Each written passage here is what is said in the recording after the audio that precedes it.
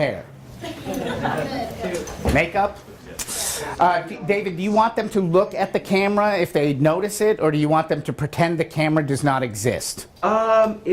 If they're saying something and I'm in on them, yeah, you can definitely go ahead and look at the camera.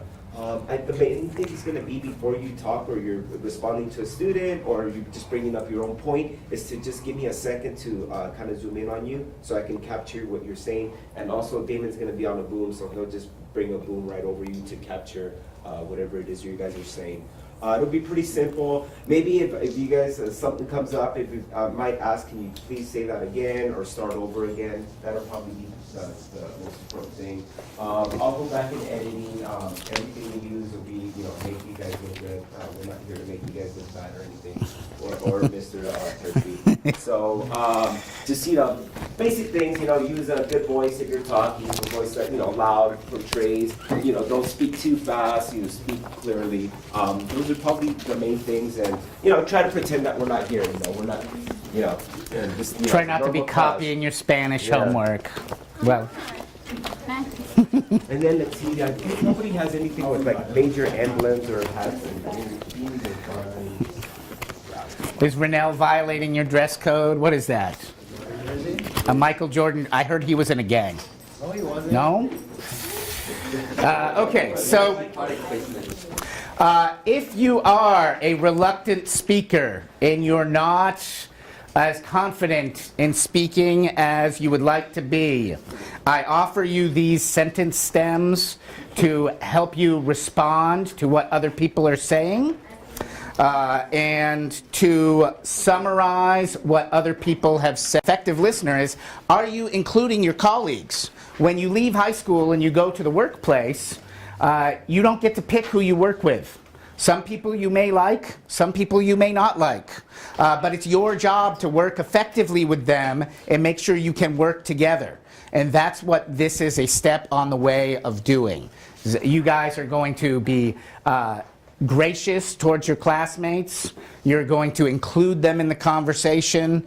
And I will tell you, the people who are great at being conversationalists and including other people's and making people feel smart and validated and listened to, those are the people that you call your boss later on in life. So my goal is for you guys to all be the boss and to get better at speaking and listening. So today we're wrapping up a unit of study that we've done where we've talked about the Armenian massacre, we've talked about the Rape of Nanking, the Japanese invasion of China, and we've talked about the Holocaust. So today, what I'm asking you to do is display what you know, discuss what you know about those three events, and are you comfortable classifying them as either a human rights violation, a human rights atrocity, or a genocide? And I want you to practice using evidence from the reading to clarify your definitions. And if you disagree with somebody's definition, respectfully tell them why. So the goal is for everybody to stand up and speak at least once. No one should speak more than 3 times. We will have 15 minutes for the discussion, and then you guys will evaluate how well you performed. And if you do not speak at all, then I'm interested in your self-evaluation.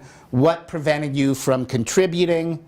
Was it that you didn't feel very prepared? Was it that other people stole your ideas? Was it that you just don't want to speak?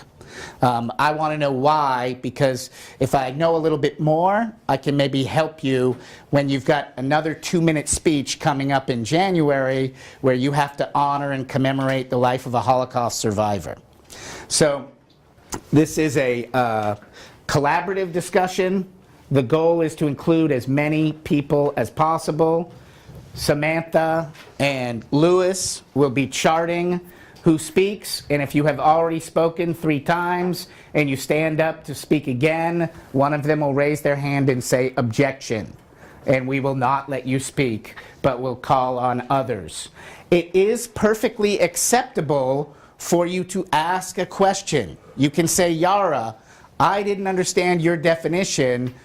what did you mean by blah, blah, blah? And then Yara is going to have to speak again.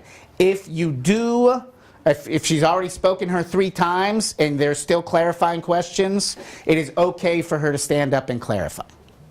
Okay? So I'm going to set 15 minutes on the clock. You guys have your readings to look at. You have your speaking stems. Relax, have fun, think of it as a party where you're telling people about something you find interesting. Abigail? Which one would you like? Do you want both of them? Okay. All right, Lewis, pass these out to people who are missing them.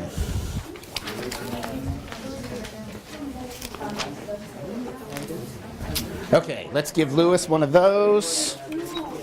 Thank you, honey.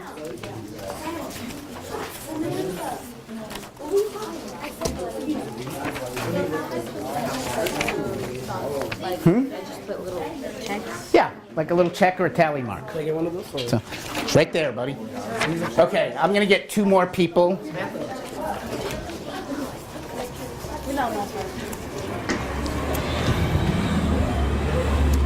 Leo, Natalie.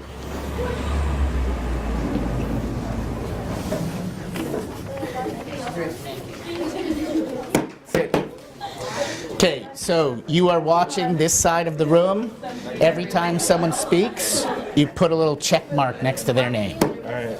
Natalie, you're over here, honey. Do you have a pen or pencil? No. Okay. I have it over there. So you're sitting here. You're not participating. You're checking each person on this side of the room how many times they speak.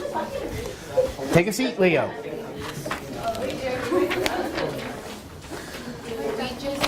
Everyone in general. You're all on one side of the room. So if someone on that side speaks, you don't have to worry about it. No.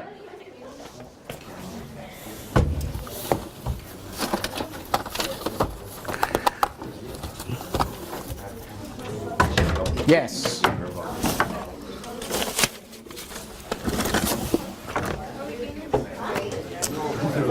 I love grading everything. Leo, you got a pen?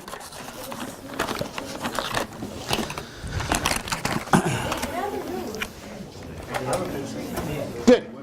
Do you need a pen? No. Okay. Yes, who had a last question before we start? Yes, Samantha. Do not answer them right now. That's for at the end of the conversation. Okay. Isaiah, what do you need?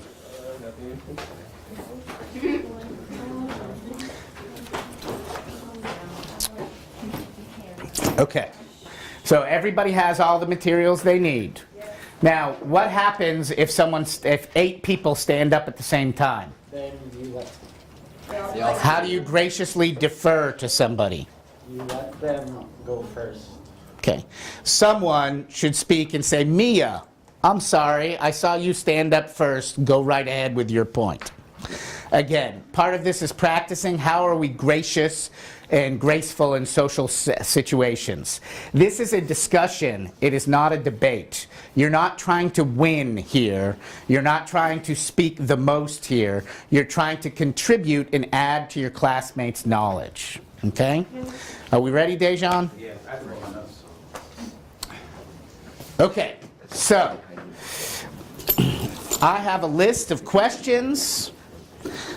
I am going to ask a question or 2, and then I am going to stop talking, and it's your responsibility to maintain this conversation for 15 minutes.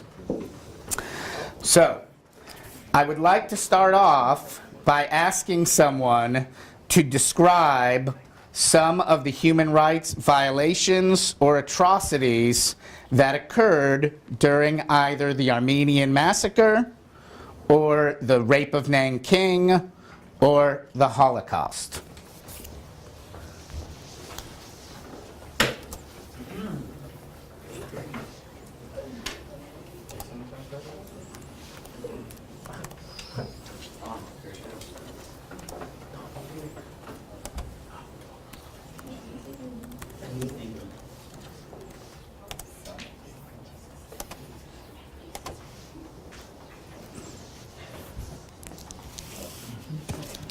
Perhaps someone would provide us with a definition of what a human rights violation or an atrocity or a genocide is.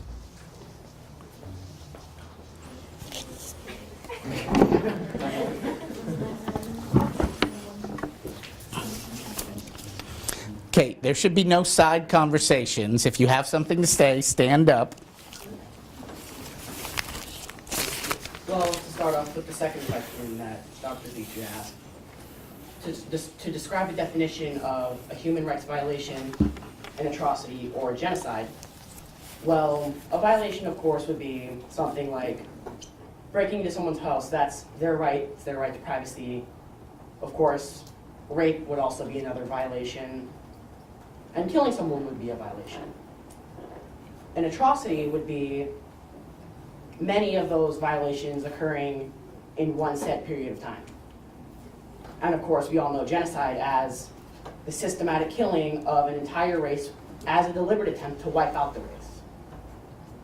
So the Holocaust had, well, the last two that I described, the atrocities and the genocide. Because the Holocaust started out as, of course, the violations, pulling Jews out of their homes, taking lots of their valuables, destroying their businesses, and things to that nature. As we moved more towards the genocide portion, they were moved into ghettos, where they would be stationed for however long of a prolonged period of time, and then, of course, moved on to Birkenau, Auschwitz, or other concentration camps like that. And then, of course, we come to the genocide portion, where the Jews were shot, gassed, burned, and, of course, other things to that nature. Essentially, they were just all being killed. They were worked to death as well. And so, you could, again, say that the Holocaust is a human rights atrocity and a genocide, considering that the Holocaust was not just... Time. You have 1 minute for the floor. Thank you, Donald. Would anybody care to elaborate or widen Donald's definition or provide other examples?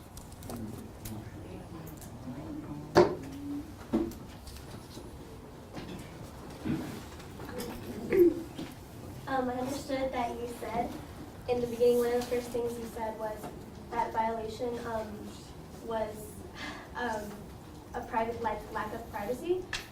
And you also said that they broke into Jews' homes, they took their valuables and stuff like that. So wouldn't that also be violation? I would think. Well, yes, but it... Yep. That's all I want to say. Okay. Well, as I was beginning to say before, I was corrected by Dr. Petrie. Yes, they were violations, but with my definition of the atrocity, they happened on a much greater scale. Things much like Crystal Knocked, where they broke into homes. And they, of course, took their valuables and then burned synagogues. And they burned Jewish Bibles and things to that. Okay. So... Thank you, Donald. I'm interested in hearing more about some of the human rights atrocities that took place during the Armenian Genocide or the Japanese invasion of China. Can someone describe some of the human rights atrocities that took place either during the Armenian massacre or the Rape of Nanking that is in the reading that is in front of you? Well, Dr. Petrie, I found that men and boys were massacred and women were sold and distributed among Muslims during the Armenian Genocide. And that's all.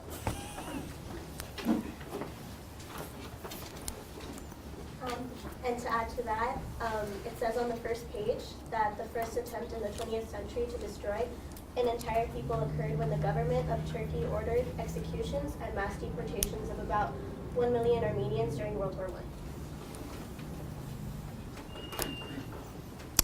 Crystal, Are there any differences that occurred between the Armenian massacre and the Rape of Nanking? What are some of the differences in those two events?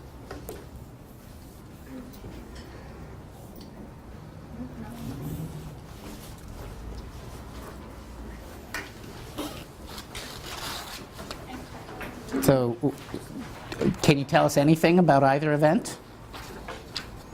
Oh, I'm so sorry I put you on the spot, honey. So in order to move the conversation forward, who might be willing to discuss or provide examples of some human rights violations that are occurring today?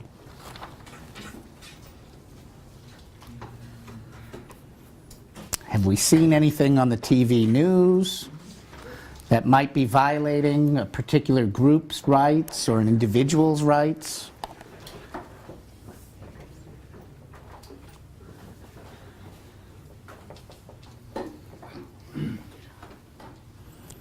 Did I mention you're being graded on your participation in this event today? You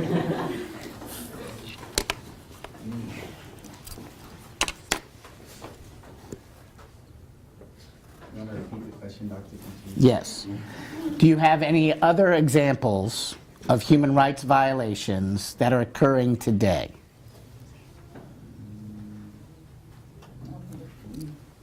I was asking the question. I'm thinking. Are there any human rights atrocities happening today?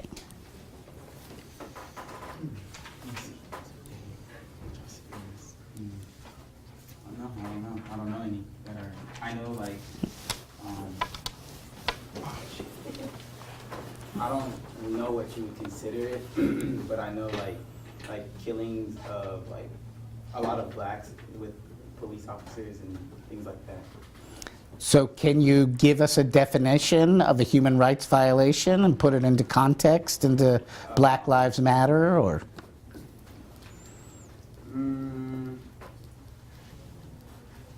I can give you the definition of a human rights, but I don't know if I can put it into Okay, play. try us with the definition. Well, it says it in violating someone's human or someone's rights, basically. Just doing something that you're not supposed to do to someone else. Like me breaking into someone else's house, it would be a violation to their rights. Okay. And how do you make a distinction between the human rights violations versus atrocities? Can you repeat that? How do you make a distinction between the violations and becoming an atrocity? Well, isn't a human rights just one? It's not many. Many violation, and isn't an atrocity multiple things? That was Donald's definition. He talked about scale. What I'm interested in is at what scale, like for instance, you started to talk about Black Lives Matter.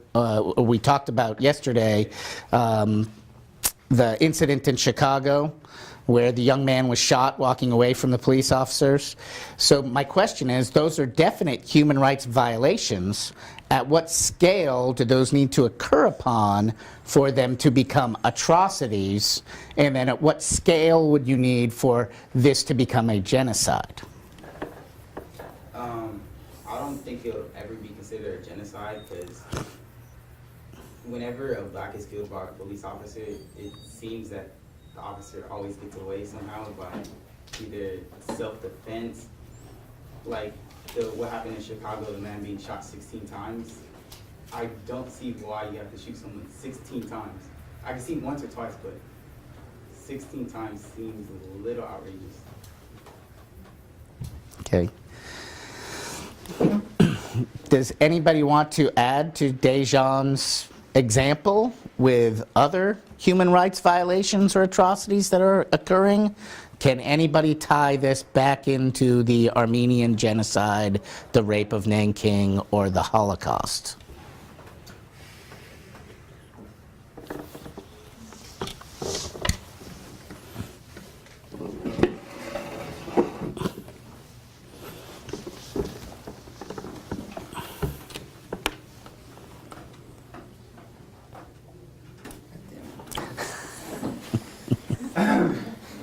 So how this can be related to Rape of Nanking or the Armenian Genocide is that it is our human nature for us to think that we are somewhat better than someone else because of the way someone looks. So like how white people have always treated people of other race wrong since way back before time can even predate to it.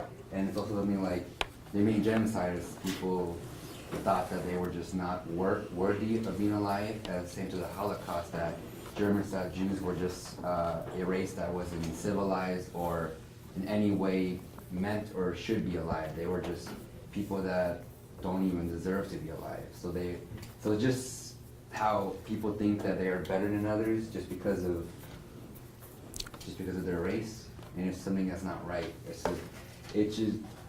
People should just realize that we're all equal, but something that not many can do.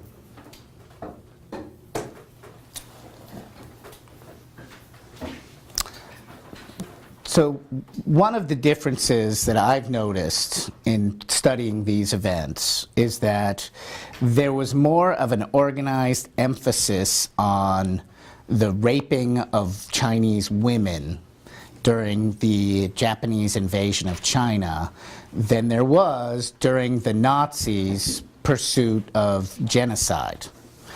Why do you think that the Japanese chose to use rape as a wartime strategy, whereas the Nazis did not?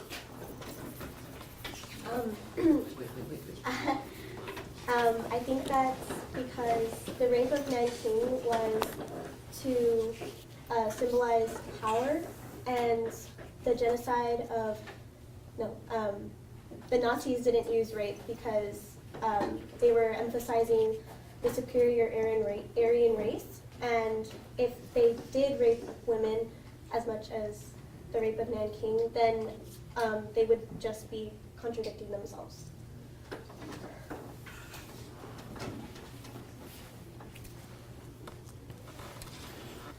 Does anybody have a different opinion than Celeste?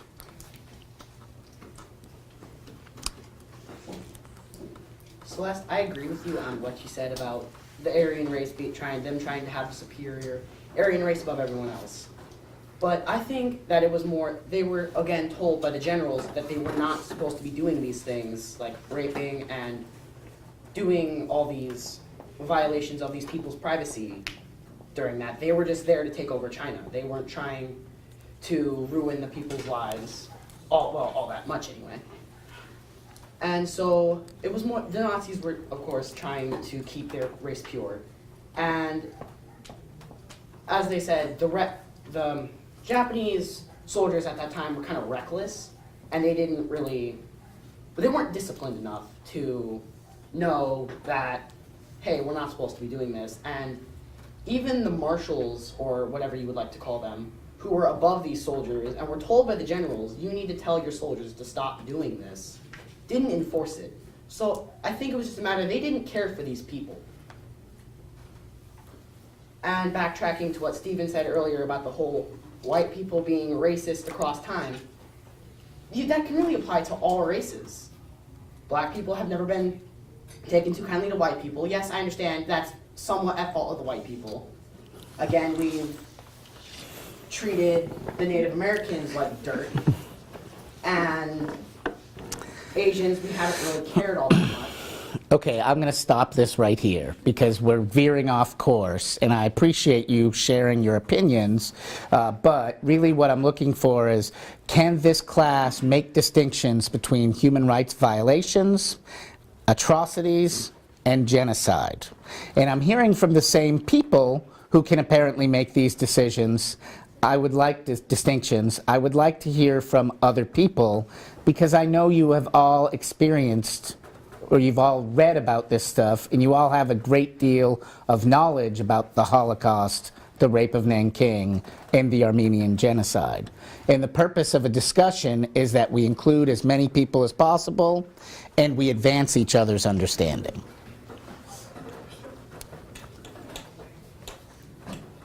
So, Mia, do you think that we're having more human rights violations today or less?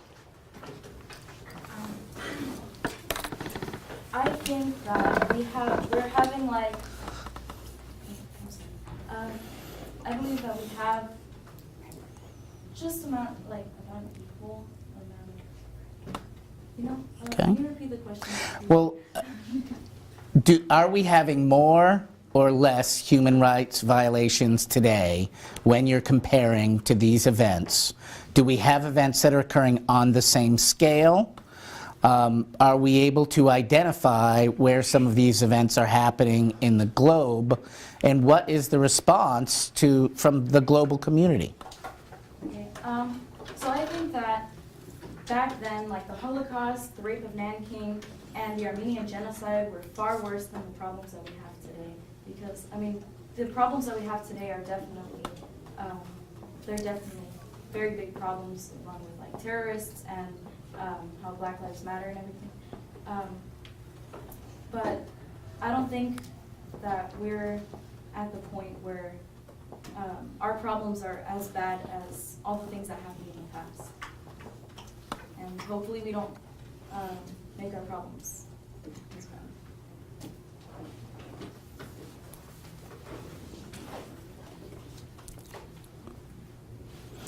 Paulina, how can the world community reduce the amount of human rights violations and atrocities that we have in the world? Can I actually say something different? Sure. I have something I wanted to say, but I didn't want to say it. Going back to like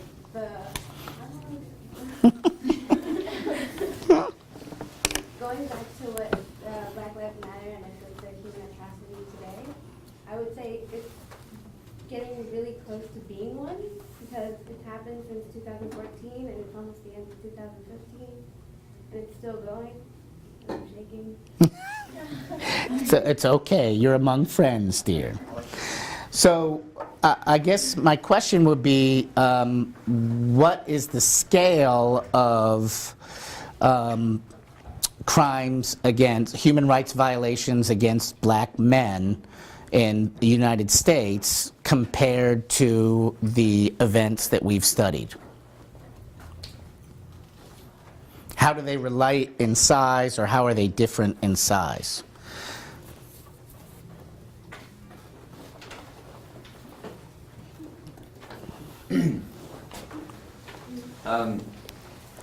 They're not really somewhat related because we can't, an example, we couldn't just wipe out an entire race like blacks because of our government. Is like the reason why all these things happened was because they were either a dictatorship or they were ruled by one person, and you can't really say anything back or you would die.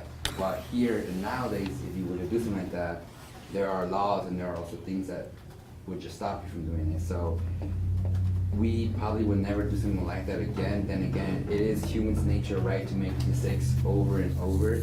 So hopefully we don't, but there's a very different scale because in our society today, it's something that we just couldn't do. And I'm pretty sure that it won't ever change because there will always be people that view race as a big difference, but it can always be avoided in at any point in history.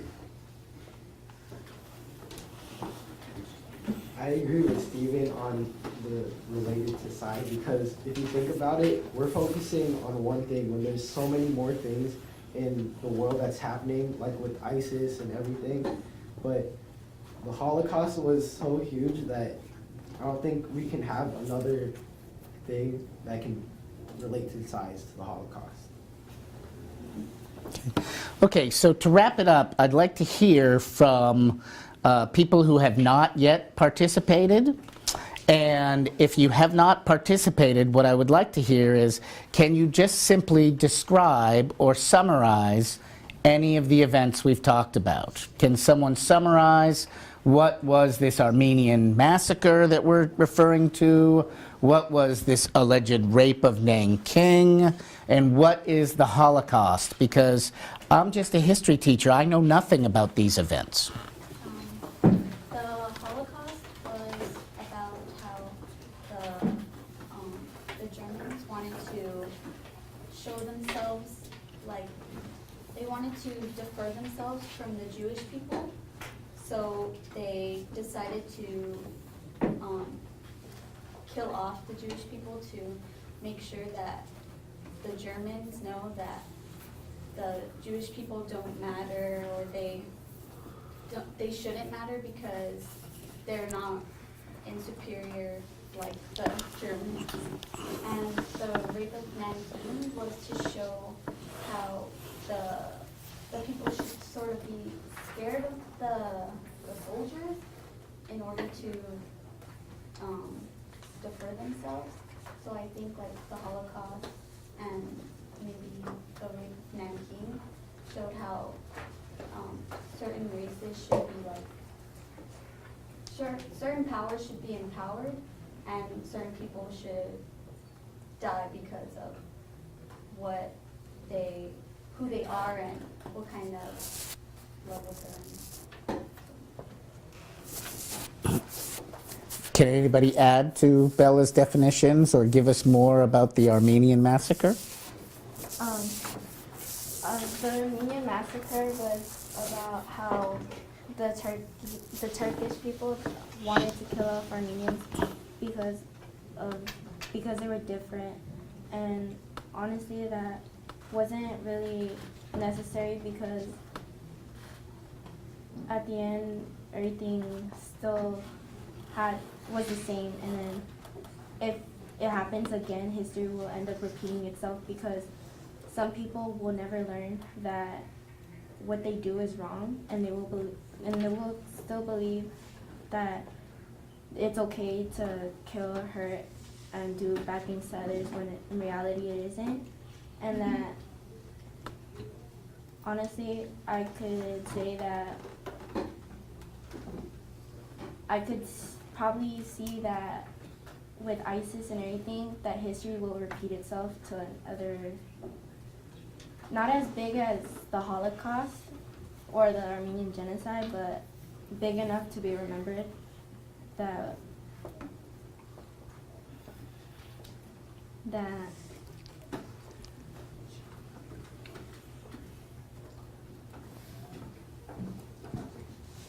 it might happen throughout time and history. Okay, can anyone elaborate on ISIS? What are the goals of ISIS? People who I've not already heard from. What are the goals and objectives of ISIS that Lainey was discussing, and are they really on the rise or are they on the run?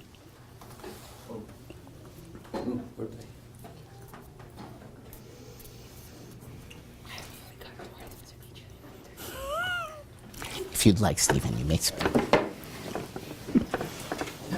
So, with like thinking about ISIS, that when a terrorist attack attacks like somewhere like Syria or like a place somewhere near there like Afghanistan, no one really cares. No one, or many, not really many people care. But when you attack a place like Paris or France or America, you can see like social media or in the news that people put so much attention. And it goes back to just us, that this is basically the same thing as it was in many other instances, that if it's not like a place that people find them of value, no one really cares. So I feel like ISIS is something that we have to put a stop to, but at the same time, we probably won't because we just don't find a value. Until they do something at a huge level, America or any other country probably won't do anything. As if they did like in 9/11, where they didn't do anything until there was an attack on the Twin Towers in America. But if that never happened, we probably wouldn't bother with it until something and that huge nature would ever occur. So until something like that were to occur, we probably won't do anything until it's too late. Okay, so I want to wrap everything up. Oh, I'm sorry, Lisbeth. You have the final thought. To elaborate on what Lainey said, the Armenians were accused of dividing loyalties because Armenians were living in Russia and in the Ottoman Empire. Some human natural some human violations that during the Armenian Genocide was that the Armenians became second-class subjects within the Ottoman Empire, just like in the Holocaust.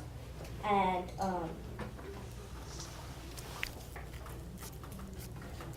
they paid special taxes, and they could not give testimony in weapons. They could not give testimonies in Islamic courts, and were not allowed to carry weapons. Thank you. Okay, so what I've learned today is my really talkative class has a really hard time sustaining an academic discussion. And that's okay, because this is a difficult skill that we need to practice. And so what I'd like you to do is look at this sheet, and I want you to pick, if you participated, what were one or two of the things that you did really well. And if you did not participate, tell me why you didn't participate. You may use this, you may write on it, just a couple of sentences. Let me know how we can make this an easier process for you wonderful people, because I know you're all teenagers, you have plenty to talk about. So how do I turn our class into a more structured, how can I help this class turn into a more structured conversation where we have more participation from everybody in class? Thank you. So, yes? Oh no, I'm just like the reason why I came up because like I'm not afraid of cameras because like I'm always in front of it. Yes. Mr. YouTube over here. So does anybody need one of the charts? You don't. You weren't in the speaking.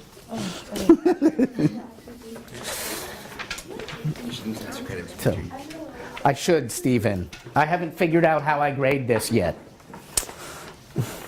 So, but I do want to know, like, it's interesting to see, because I compare, like, who spoke in every class, and it's interesting to see how different classes have different levels of participation. Nice, Sam. Thank you, Natalie. Leo, you only made 2 checks. What is this for? Hmm? Oh, it was for the discussion? Every time Was it- someone stood up, you were supposed to check. Wait, I thought it was supposed to be for every time someone talked, side conversations. Oh, I see. Okay, no problem. So.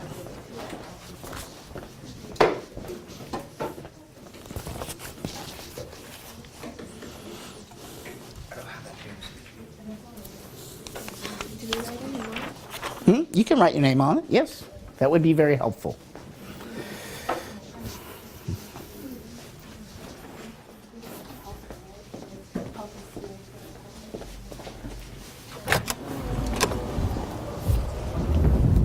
Okay. Back on into the cage, people. Hold on to it. I'll collect it tomorrow. Connor, what are you cutting? Paper. Why? It's for this John. Finish my phone, Dr. Very good. Thank you, Mr. Snodgrass. Sorry to invade your privacy. Like waves on the